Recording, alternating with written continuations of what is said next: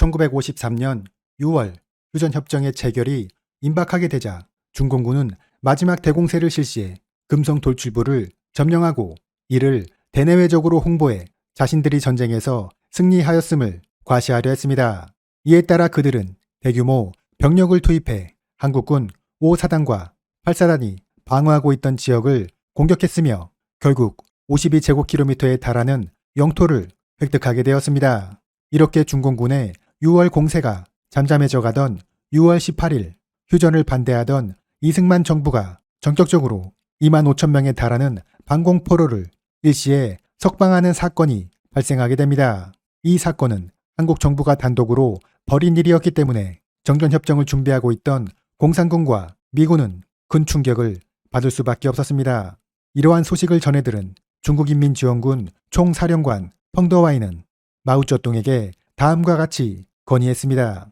현재의 상황에서 정전의 체결은 월말로 미루는 것이 좋겠습니다. 그리고 포로 석방에 대한 보복으로 한국군 15,000명 이상을 섬멸해 그들을 압박해야 합니다. 그리고 마오쩌둥의 허락을 받은 펑더화이는 예하부대에 다음과 같은 지시를 하달했습니다. 이승만 도당이 협정을 파괴하고 우리 포로들을 석방했다. 따라서 우리는 한국군에게 큰 타격을 주기로 결정했다. 빠른 시간 안에 적에게 최대한의 피해를 입혀야 한다. 다만 미군에 대해서는 적극적으로 공격하지 마라. 공격을 담당하게 된 중공군 제20병단은 금성 돌출부를 완전히 제거하기로 결정했으며 세부적인 작전 계획으로는 돌출부의 작연부와 우견부를 공격해 한국군의 퇴로를 차단하고 이어 선단 지역을 공격해 포위된 한국군을 섬멸하는 것이었습니다.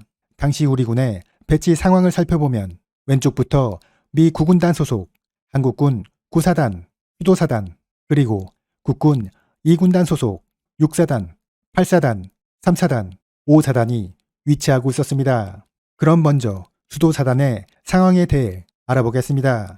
최창원 준장이 지휘하는 수도사단은 좌일선에 26연대, 우일선에 1연대가 위치하고 있었는데 사단장의 지휘 아래 유계화된 진지를 구축하고 각 거점 간에는 지뢰와 철조망 등 장애물을 설치해놓고 있었습니다.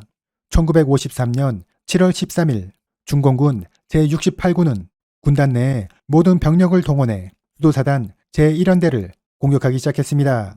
중공군은 여러 번의 전투를 경험하면서 한국군이 자신들의 인해 전술을 어떻게 상대하는지 상세히 파악하고 있었는데 그것은 중공군이 공격을 실시하면 한국군은 6개월로 대피해 진내 사격을 요청하고 이 요청을 받은 포병의 사격으로 중공군을 섬멸하는 것이었습니다. 따라서 그들은 일부 병력만 6개월을 상대하고 나머지 주 병력은 6개월을 그대로 통과해 후방의 한국군 지휘소와 포병 부대를 공격하는 전술을 사용했습니다. 이러한 그들의 전술은 그대로 적중해 1연대 예하부대 지휘소들은 중공군에 의해 기습공격을 받게 되었고 지휘관의 명령을 받지 못하게 된 전방부대원들은 6개월 안에 그대로 남아있다가 중공군의 포로가 되었습니다. 1연대가 붕괴하게 된 데에는 인접 부대인 26연대의 과장 보고도 한몫을 했습니다. 당시 중공군의 주공 방향은 1연대 쪽이었는데 26연대에서 적이 새카맣게 몰려옵니다. 라는 보고를 하는 바람에 사단장은 26연대 쪽이 주공 방향인 것으로 착각하고 그곳으로 포병 화력을 집중했던 것입니다. 뒤늦게 상황을 파악한 사단장이 1연대 쪽으로 예비 부대를 보내기는 했지만 이미 상황이 악화된 후여서 큰 도움이 되지는 못했습니다. 1연대는 대대장과 중대장 등 대부분의 장교들이 전사하거나 포로로 잡히게 되면서 빠르게 붕괴되었습니다. 급기야 1연대 지휘소도 공격을 받게 되는데 정문 초소가 뚫리고 탄약고가 폭발하면서 지휘소는 순식간에 아수라장이 되었습니다. 이러한 상황에서 1연대장 최세인 대령과 부연대장 김성환 중령은 산속으로 몸을 피해 간신히 목숨을 구할 수 있었지만 수도사단의 부사단장 이믹순 대령은 중공군에게 포로로 잡히게 되었습니다. 결국 수도사단은 1연대와 예비 부대인 기갑연대가 큰 피해를 입게 되었고 최초 과장 보고로 포병부대의 지원을 받은 26연대는 그나마 병력을 유지하고 있었습니다. 사단장은 26연대와 1연대에 잔여 부대를 투입해 반격을 실시하려 했지만 중공군의 저항에 막혀 공격을 포기할 수밖에 없었습니다. 다음은 돌출부의 우견부를 담당하고 있는 3사단 상황입니다. 임선하 소장이 지휘하는 3사단은 좌익에 22연대, 우익에 23연대, 그리고 후방에 예비대로 18연대를 두고 있었습니다. 사실 3사단은 며칠 전 관망산 일대에서 중공군과 치열한 전투를 치르는 과정에서 1,700명의 병력이 손실되어 전투력이 매우 약화되었으며 이로 인해 병사들의 사기도 좋지 못한 상황이었습니다. 7월 13일 중공군은 23연대의 정면을 공격하는 한편 일부 병력을 우인접 5사단과의 전투 지경선으로 침투시켜 연대 지휘소를 기습했습니다. 이렇게 23연대의 지휘소가 무력화되자 전방의 예하 부대들은 빠르게 붕괴되어 후퇴하기 시작했습니다. 3사단의 좌일선에 배치된 22연대도 중공군의 공격을 받게 되는데 사단장은 예비대인 18연대를 투입해 적을 막아보려 했지만 야간에 통신이 두절된 상태에서 22연대 병력들이 무질서하게 후퇴하게 되자 전황을 개선시키지는 못했습니다.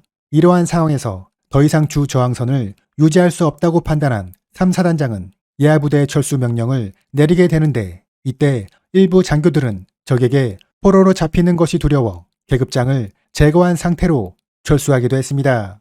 다음은 6사단의 상황입니다.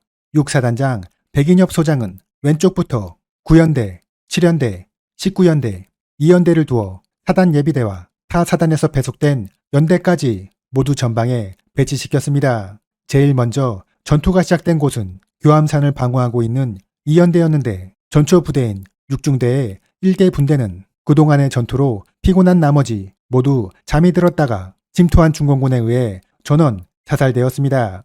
또한 5중대는 병사 1인당 100발씩의 수류탄을 보유하고 있었지만 너무 많은 적을 상대하는 과정에서 수류탄을 모두 소비하고 불과 20명 정도만 살아 돌아올 수 있었습니다. 당시 2연대의 한 기관총 사수는 이렇게 진술하기도 했습니다. 적의 숫자는 내가 보유한 기관총 탄약의 숫자보다 더 많았다. 결국 2연대는 교암산을 포기하고 후방으로 철수하게 되었으며 6사단의 나머지 연대들도 적의 공격에 밀려 무질서하게 후퇴할 수밖에 없었습니다. 다음은 8사단의 상황입니다. 송효찬 소장이 지휘하는 8사단은 좌일선에 10연대, 우일선에 16연대를 배치하고 후방에는 21연대를 예비대로 두었습니다. 8사단을 공격한 중공군은 199사단, 201사단, 181사단 이렇게 3개의 사단이었는데 이들은 우리 군이 설치한 각종 장애물들을 넘어 진지 내로 진격해 들어왔습니다.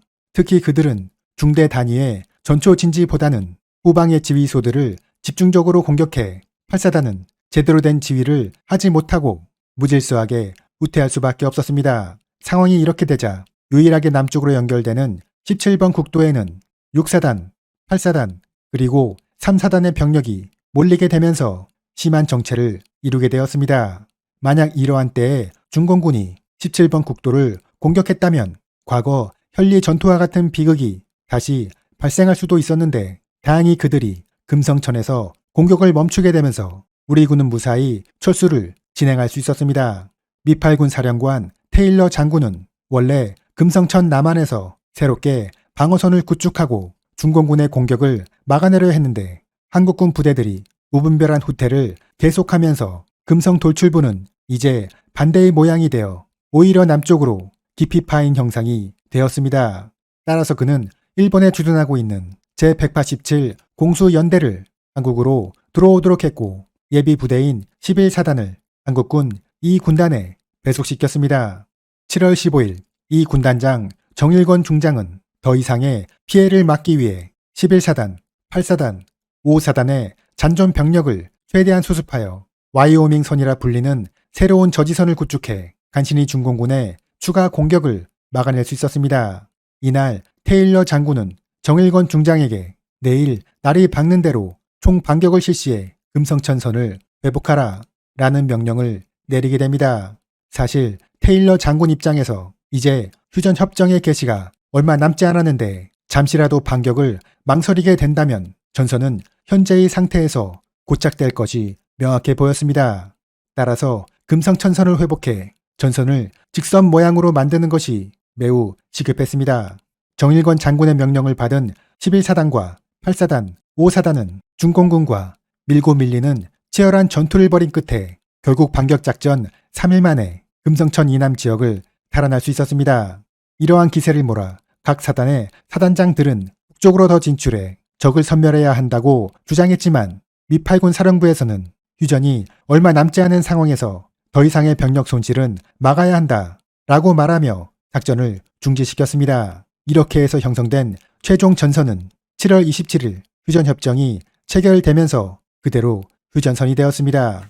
이번 중공군의 7월 공세에서 우리 군은 아군 전사자 2,689명, 부상자 7,548명, 실종자 4,136명으로 총 1만 4천명이 피해를 입은 것으로 집계했고 중공군은 27,400명 사살, 38,700명 추정 사살로 총 66,100명의 병력 손실이 발생한 것으로 파악하고 있습니다.